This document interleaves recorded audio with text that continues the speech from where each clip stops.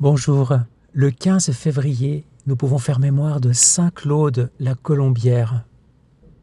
La vie de Claude la Colombière s'inscrit dans cette lignée de saints que Dieu semble choisir pour confirmer, protéger et transmettre des grâces destinées à toute l'Église. Né près de Lyon, au XVIIe siècle, dans une France profondément marquée par les débats spirituels et les élans missionnaires, il ressent très tôt l'appel à se donner entièrement au Christ. À 17 ans, il entre dans la Compagnie de Jésus, fondée par Ignace de Loyola, les Jésuites, où il apprend cette disponibilité intérieure qui consiste à ne vouloir que ce que Dieu veut. Sa formation jésuite l'enracine dans la prière, le discernement et le service des âmes. Pourtant, rien ne laisse encore deviner le rôle unique qui lui sera confié.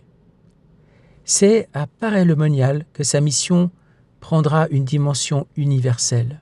Là, il devient confesseur du monastère de la Visitation où vit une religieuse encore peu comprise, Marguerite Marie Alacoque. Cette humble visitandine affirme recevoir des révélations du cœur du Christ, révélations centrées sur l'amour brûlant de Jésus pour l'humanité et sur le désir de cet amour d'être reconnu et adoré. Claude discerne rapidement l'authenticité spirituelle de ses expériences.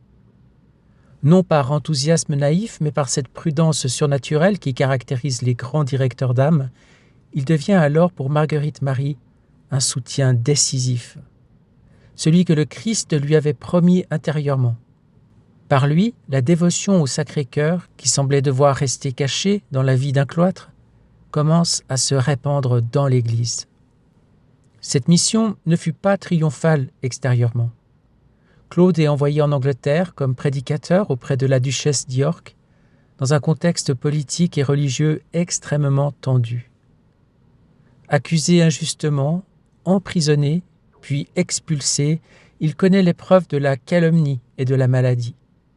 La tuberculose mine son corps, mais sa foi ne faiblit pas. Il revient à Paray-le-Monial où il achève sa vie dans l'offrande silencieuse, à seulement 41 ans. Sa spiritualité manifeste une étonnante harmonie entre la profondeur ignatienne et la douceur de François de Sales. Chez lui, l'abandon confiant ne s'oppose jamais à l'effort spirituel. Il sait que la sainteté n'est pas d'abord une conquête humaine, mais une œuvre de Dieu dans l'âme qui consent. Dans ses écrits spirituels, on trouve cette parole qui révèle toute sa confiance filiale. Je suis résolu d'attendre avec douceur qu'il lui plaise faire cette merveille, car je suis bien convaincu que cela n'appartient qu'à lui seul. Toute sa vie peut se résumer dans cet abandon. Il ne cherche ni succès spirituel, ni reconnaissance. Il veut seulement être fidèle. Et c'est précisément cette fidélité humble qui permet au message du cœur du Christ de se répandre dans le monde entier. Saint Claude rappelle que la mission la plus féconde est souvent cachée, que Dieu agit à travers des instruments dociles et que la véritable force apostolique naît d'un cœur uni au cœur de Jésus. À travers lui, l'Église contemple le mystère d'un Dieu qui cherche l'homme avec tendresse et qui appelle chacun à répondre non par la peur, mais par l'amour. En contrepoint de cette belle figure de sainteté, plongée dans la confiance et l'abandon, voici une date du tome 16 du Livre du Ciel, celle du 2 février 1924, dont le titre est « L'abandon en Dieu donne des ailes pour voler en la divine volonté. Ce qu'est l'éternité. » C'est Louisa qui écrit. Je me sentais très oppressé à cause de l'absence de mon doux Jésus, et aussi pour d'autres raisons qu'il n'est pas nécessaire de mettre sur papier. Comme je me sentais sur le point de succomber, mon bien-aimé Jésus bougea en moi et me serra contre lui pour me donner de la force, et il me dit « Ma fille, ma volonté est la vie et le mouvement de tout. Mais sais-tu qui prend son envol dans ma volonté éternelle de manière à pouvoir se déplacer comme elle dans la sphère de l'éternité, à être partout où elle est et à faire tout ce qu'elle fait, c'est l'âme complètement abandonnée en ma sainte volonté. L'abandon donne les ailes pour pouvoir voler en ma volonté. Si l'abandon cesse, l'âme perd son envol et ses ailes sont détruites. Tous ressentent la motion, la vie de ma volonté, car il n'y a pas de mouvement qui ne vienne de moi. Mais beaucoup restent au point où ils sont. Seulement ceux qui ont les ailes de l'abandon en moi et qui suivent le courant de ma volonté planent au-dessus de tout, autant dans le ciel que sur la terre. Ils entrent dans la sphère de l'éternité, ils se déplacent au sein des trois personnes divines, ils pénètrent dans leur plus intime cachette, et ils ont connaissance de leurs secrets et de leur béatitude. Cela se passe comme pour un moteur qui a sa roue principale au centre, avec plusieurs autres petites roues se trouvant autour et demeurant immobiles. Lorsque la roue principale tourne, les petites roues perçoivent la motion, mais n'arrivent pas à toucher la roue principale. Elles ne savent rien de ce que fait la roue principale, ni des biens qu'elle contient. Mais il y a une petite roue, non immobile, qui par le moyen d'un mécanisme spécial tourne continuellement en faisant sa tournée au milieu de toutes les petites roues pour ensuite se joindre à chaque motion de la roue principale et recommencer sa tournée au milieu des petites roues. La petite roue en mouvement sait ce qu'il y a dans la roue principale et prend part au bien qu'elle contient. La roue principale est ma volonté. Les petites roues immobiles sont les âmes abandonnées à elles-mêmes et qui sont ainsi immobiles dans le bien. La petite roue en mouvement est l'âme qui vit dans ma volonté. Et le mécanisme spécial, c'est le total abandon en moi. Ainsi, chaque manque d'abandon en moi est une tournée que tu perds dans la sphère de l'éternité. Oh, si tu savais ce que signifie perdre une tournée éternelle. Louisa poursuit. En entendant cela, je lui dis « Mais dis-moi, mon amour, que signifie l'éternité? Et que sont ces tournées éternelles ?» Et Jésus reprit « Ma fille, l'éternité est un cercle immense tel que personne ne peut savoir où il débute et où il se termine. Dans ce cercle, il y a Dieu, sans commencement ni fin, et possédant à l'infini le bonheur, la béatitude, la joie, la richesse, la beauté, etc. À chacun des actes divins qui ne cessent jamais, Dieu émet du cercle divin de nouveaux bonheurs, de nouvelles beautés, de nouvelles béatitudes, etc. Chaque nouvel acte est un acte jamais interrompu, bien que les actes soient différents les uns des autres. Nos contentements sont toujours nouveaux. Nos béatitudes sont-elles et tellement nombreuses que pendant que nous jouissons d'une, une autre se présente et nous surprend. C'est toujours comme cela et ça ne s'arrête jamais. Nos actes sont éternels, immenses, tout comme nous le sommes. Et ce qui est éternel a la vertu de toujours faire surgir de nouvelles choses. Ce qui est vieux et les choses qui se répètent n'existent pas dans ce qui est éternel. Mais sais-tu qui au ciel participe le plus à cette nouveauté continuelle qui ne s'épuise jamais? La personne qui a pratiqué le plus de bien sur la terre.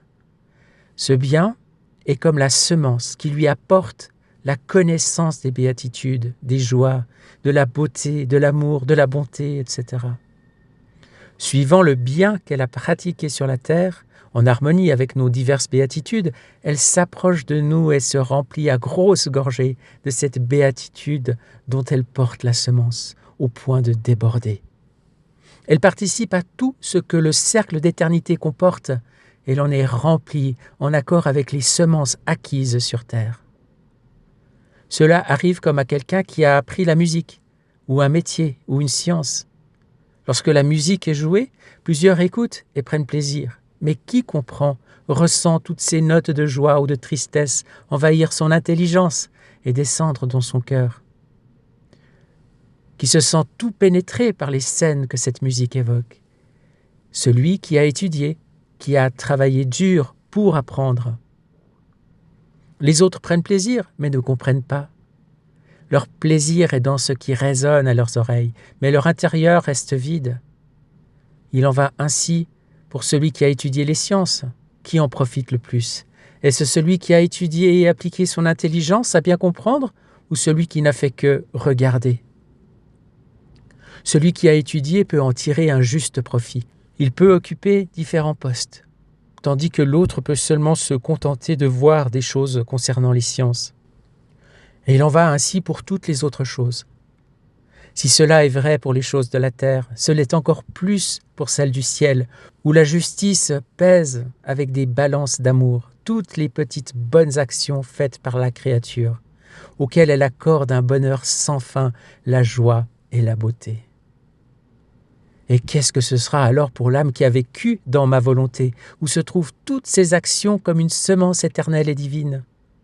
Le cercle d'éternité se versera sur elle à un tel point que toute la Jérusalem céleste en sera stupéfiée, célébrera de nouvelles fêtes et recevra une nouvelle gloire. Amen, Seigneur. Merci pour ce beau passage qui nous parle du bien qui est fait sur la terre et qui est semence de vie éternelle, non pas seulement pour les personnes qui connaissent le livre du ciel et qui appellent le don de la divine volonté pour vivre dans cette divine volonté, mais tout bien pratiqué dans la justice et l'amour, dans la grâce et la vertu, et semence de vie éternelle. Plus la personne pratique le bien sur la terre, et plus cette semence lui apporte connaissance, béatitude, joie, beauté et amour dans l'éternité. Amen, Seigneur. Eh bien aujourd'hui, nous regardons tout particulièrement la vie de Saint Claude la Colombière, tout ce qu'il a vécu, et ce trait saillant de sa sainteté, son abandon confiant et doux à tout ce que tu as voulu faire à travers lui, sa discrétion, sa bonté, sa sagesse dans le discernement. Oui, Seigneur, nous voulons plonger toute cette vie dans le grand bain de tes qualités divines, de tes attributs. Nous voulons saturer chaque acte, chaque pensée dans ta divine volonté. Nous voulons le faire pour marquer du sceau de l'ordre divin chacun des actes de Saint Claude la Colombière, afin de le réjouir en ce jour dans le ciel et te glorifier à travers lui et à travers cette vie donnée, et que tu sanctifies aujourd'hui dans l'éternité, que tu mets à l'honneur devant tous tes saints et bienheureux et devant tous les anges du ciel. Nous voulons aussi tout particulièrement te présenter tous ceux qui portent le message du Sacré-Cœur, à partir de Sainte Marguerite Marie et tous les apôtres du Sacré-Cœur, tous ceux qui essayent de vivre, qui se sont consacrés au Sacré-Cœur, qui essayent de vivre cette spiritualité dans leur vie, pour qu'ils puissent être aussi aujourd'hui préparés et ouverts à accueillir le don de la divine volonté, afin de vivre dans cette divine volonté qui veut aujourd'hui régner sur la terre comme elle règne au ciel. Nous te demandons cette grâce, Seigneur, pour toutes les âmes présentes aujourd'hui sur la terre. Nous te la demandons pour toutes les âmes qui viendront. Et nous te présentons toute l'humanité du premier homme jusqu'au dernier, afin que tu sois glorifié, loué et remercié. Avec ton propre amour, nous voulons t'aimer en chaque personne, en chaque âme, en chaque pensée de chaque personne, en chaque parole de chaque personne, en chaque acte de chaque personne, en chaque pas, en chaque action réalisée.